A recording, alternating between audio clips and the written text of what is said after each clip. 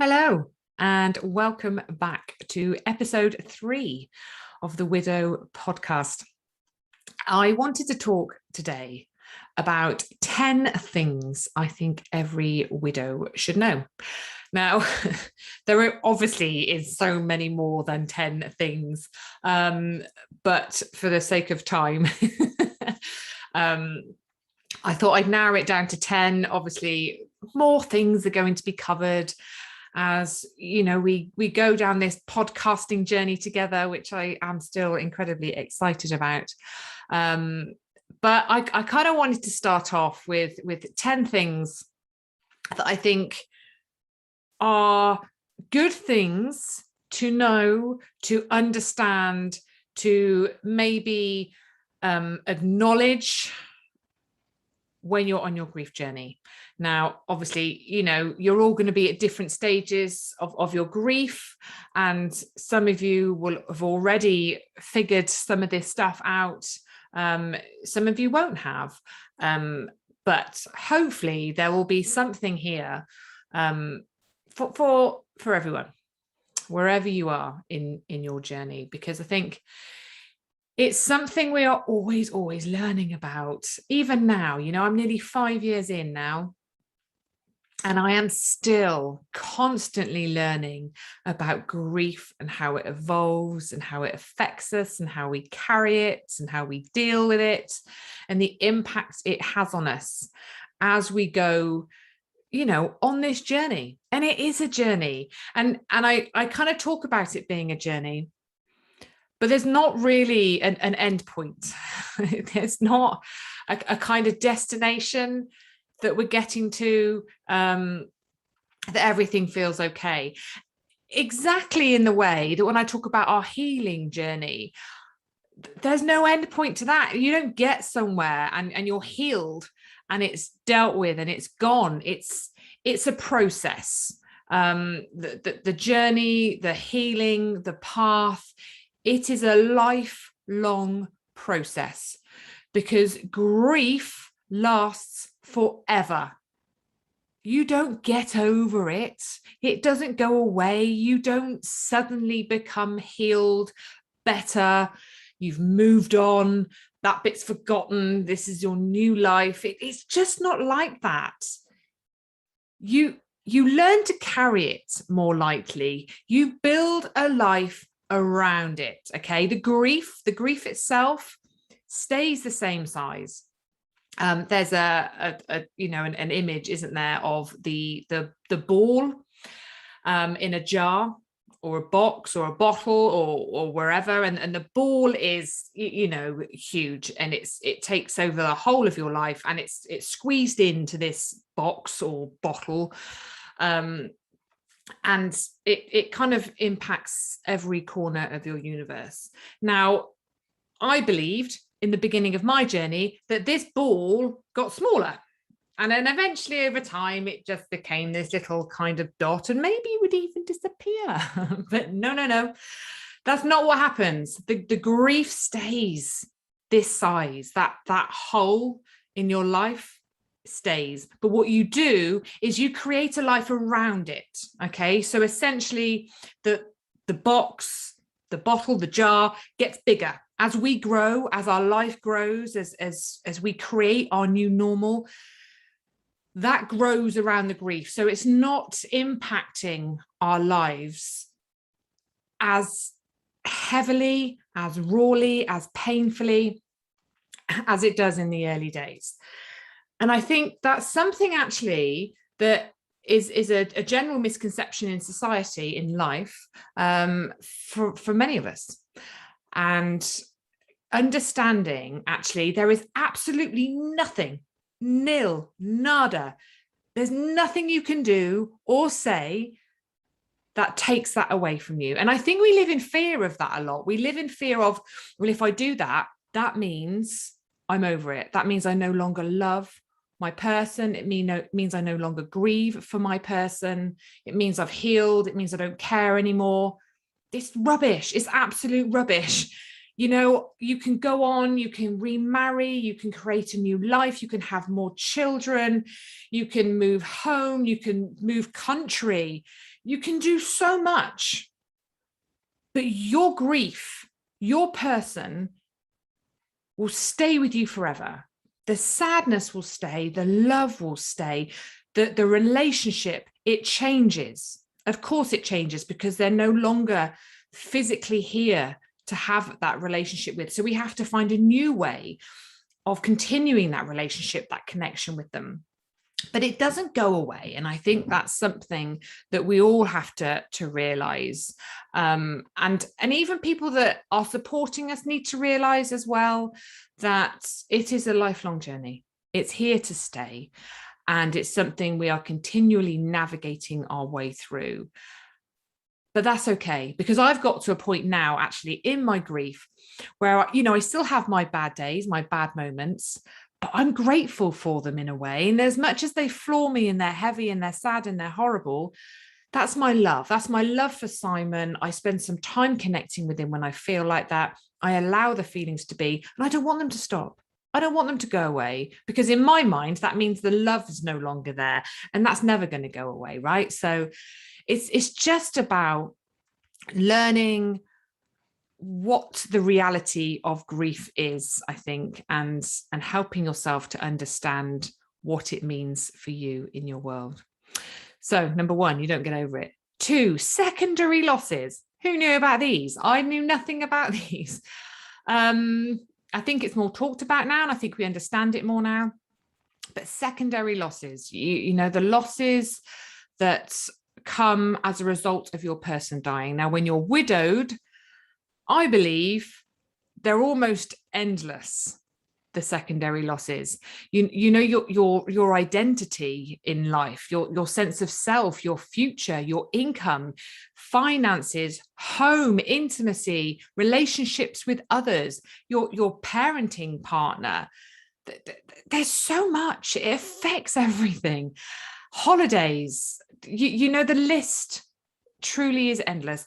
And when you keep, as you keep going down this path and you keep going through this process, something else comes along and you start to realize something else, you start to notice another thing, and they just keep coming at you, and you have to give all these other losses the time and the space that they need as well, because they're huge. Some of them are absolutely huge. You know, your parenting partner, your identity, your sense of self. Who are you now? Where do you belong in this world? Where do you fit in? How is this going to work when it's just you? How are you going to go on holiday? How are your finances going to work? Where are you going to live? What car are you going to drive? You know, what relationships are going to continue? What aren't? So many unanswered questions, so many secondary losses. And, I think it's really important that we understand this. It's not just about your person. It's about everything else that comes with it. Number 3, there we have this huge misconception that when we talk about our grief, our loss, when we ask for help, when we need to offload and talk to people, we are being a burden. We are boring. We are moaning. We're being miserable. We're bringing the mood down. Oh, I can't talk about that. Nobody wants to hear it. And I can't ask for help. That's weak. It's pathetic.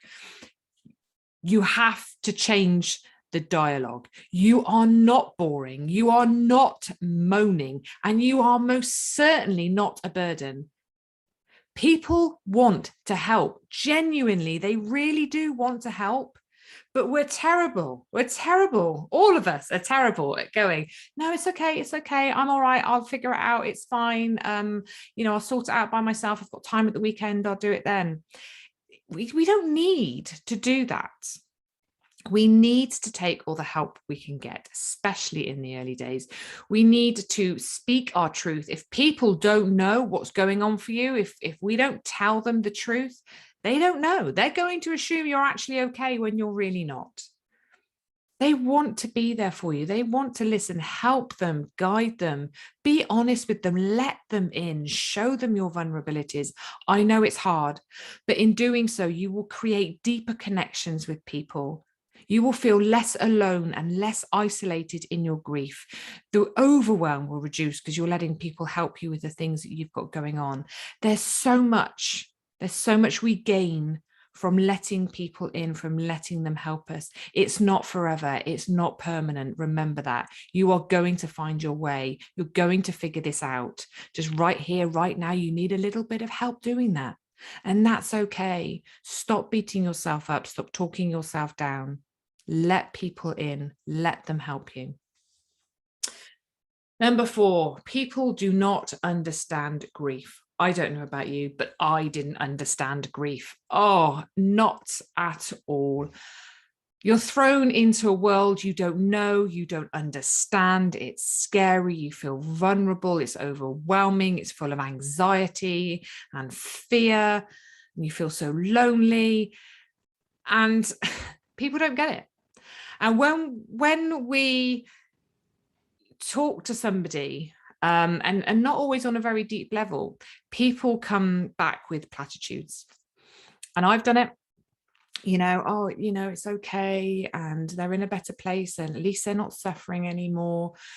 At least you haven't got to care for them anymore. It's God's way. God takes the good ones young. All this kind of stuff. People mean well. They do mean well, but they don't understand grief. We don't understand grief as a society. And I think we have to educate people. And this is why I do what I do, because we have to educate grievers and those supporting grievers, because our knowledge is so limited and it's archaic, quite frankly. And again, I think we have to guide people a little bit on grief and grieving and what it's like and how it feels and how long it lasts and things that help, things that don't help. And it's letting people know, actually, sometimes you just want someone to sit with you in your pain, in your grief, and that might make them deeply uncomfortable. But you don't need the platitudes. You don't need the positivity. You just need to be heard. You just need to be listened to. You just need an outlet, a place to share what's going on for you. And it's guiding people in that. It's scary. And even now, sometimes, you meet people and you talk to people, you don't know how people are going to react. You can say one thing to one person and they're like, oh, thank you. That means a lot. That really, you might, like if you say to them, God, you're doing so well. You're so strong. And I really admire you. You're so brave and courageous.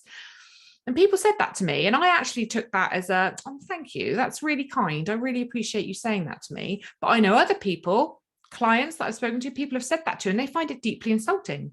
Because I'm not brave. I'm not courageous. I'm not strong. I'm struggling. You have no idea. You've just seen this snippet of me and you've made an assumption. This is killing me. What choice have I actually got? So it's hard. It's really hard to approach people that are grieving and to say what you feel is the right thing to say, because what works for one won't work for another. Another reason why I think we need to be honest with people and say, I appreciate that. That's really kind of you to say, but actually that makes me feel a bit rubbish. And own it and say it, because if people don't know, they can't change it. 5, the physicality of grief. Wow, it hurts. And the way it shows up in the body and the way it presents itself is real. I ended up in hospital twice, I think, with my grief. Once I thought I was having a heart attack, and another time I thought I was having a brain aneurysm or something. Called ambulances, and bless, friends and family had to stay overnight with me. And there were times I would end up, I'd be going to the doctors because something really hurt, or I'd had pains.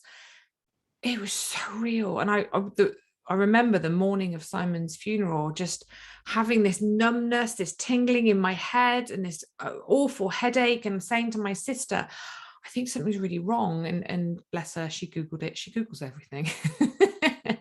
And it said in there about how anxiety and grief and all those unpleasant feelings that we feel can show up physically in the body. And this continued for me, and I couldn't believe it. Honestly thought there was something desperately wrong. And this is where we need to be kind to ourselves. We need to take stock. We need to listen to our bodies. We need to rest. Grief is a full-time job, and some. There's no escaping it. None whatsoever, especially in the early days, the very early, the acute days of grief. You know, those first 6 months, a year. Wow, you know, and we need to rest. We need some respite. We need to nurture our bodies. And that blew me away. I didn't realize it could show up like that. Number 6, it changes you, and it changes everything around you. I remember not long after my husband died, I was sat with a couple of friends and I said, I'm so scared this is going to change me for the rest of my life. And I don't want to change. I like who I am. I like where I'm at. I like my life. And I fought it, and I fought it so hard. I clung on to everything that I could for so long, until actually it was causing me more harm than good. And eventually I had to acknowledge the fact that I was changing. I had changed profoundly. My life had changed profoundly. And fighting the change was causing a lot more discomfort than I was already in. So I had to accommodate the change. I had to let it in. I had to make it work for me and not against me. And that was incredibly freeing and liberating and empowering. And it's remembering, actually, things do change. Things are going to be different, but that doesn't mean they're going to be bad. And we have to remember that. There's been a lot of changes in my life. And yes, a lot of them have been changes I didn't want because Simon died, but actually a lot of them have been very positive changes. And as a result, I am now more aligned and more fulfilled in my life than I have ever been. It's taken a long time to get there. It's not an overnight process, but acknowledging that things do change, you do change, but making that work for you can really help, because fighting it does just cause a whole lot more discomfort. Number 7, there is no wrong way to grieve. There is your way, and that is the right way for you. The way I do it, the way your neighbor does it, the way your best friend's cousin's uncle, does that even work? But anyway, so many people are going to say things to you in terms of, I know somebody who did this, I know somebody who did that, and this person went this way and they did it that way. And you're going to take all this stuff on and you're going to think, oh, I probably should do it that way because that's how they did it. That's the right way. There's no shoulds. There's no right way. There is just your way. And you have to tap into that, and you have to understand what works for you and what doesn't, because there's so many ways. And we do it at different paces, at different times. All of it's okay. There's no timeline here. Okay. That, like I say, there's no end point. There's no destination.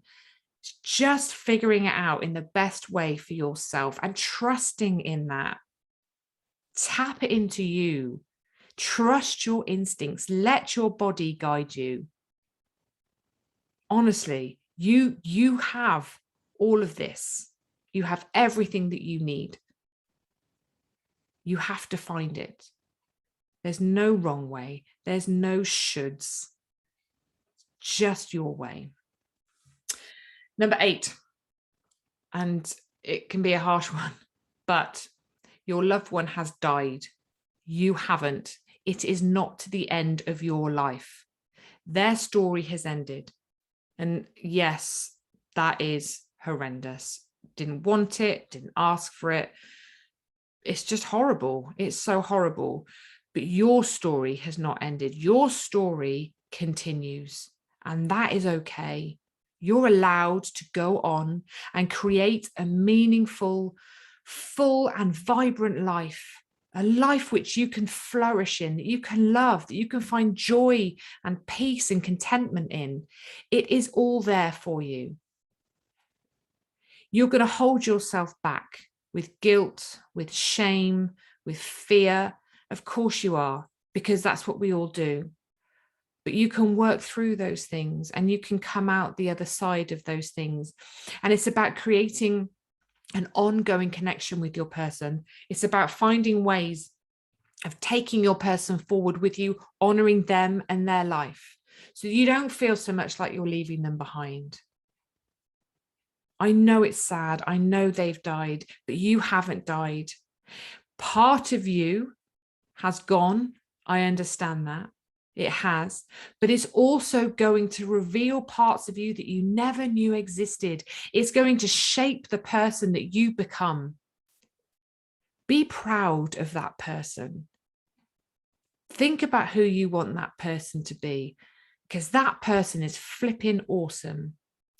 And your person would far rather you go on and live life to the full than watch you being miserable for the rest of your life.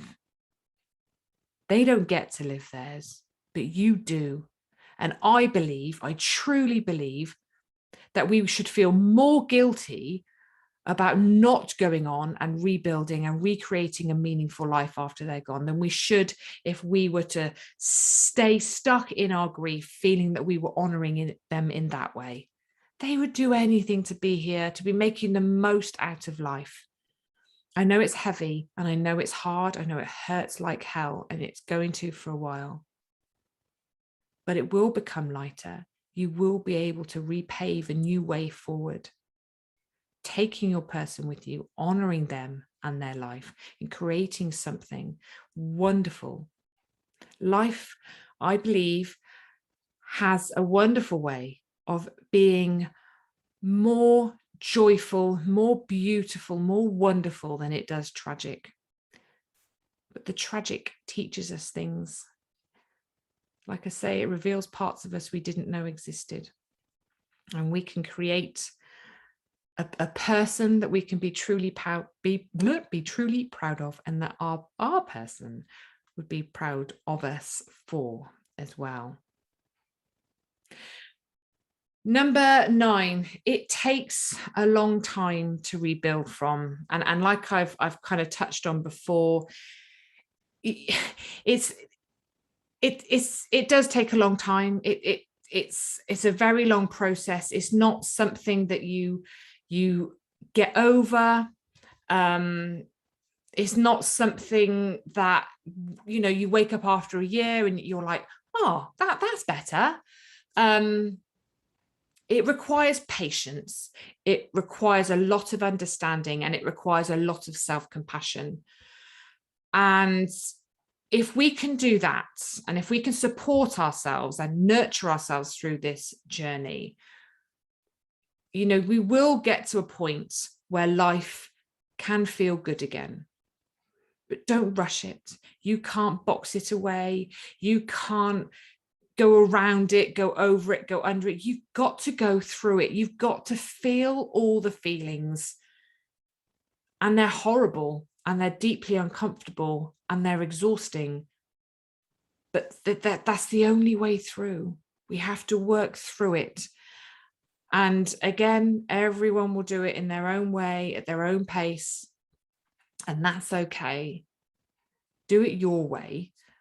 But understand that it's not something that is quick, that takes a few months. I always kind of refer to the early days of grief as the first couple of years, because they and again, it's different. That's not going to work for everyone, but the first couple of years are hard.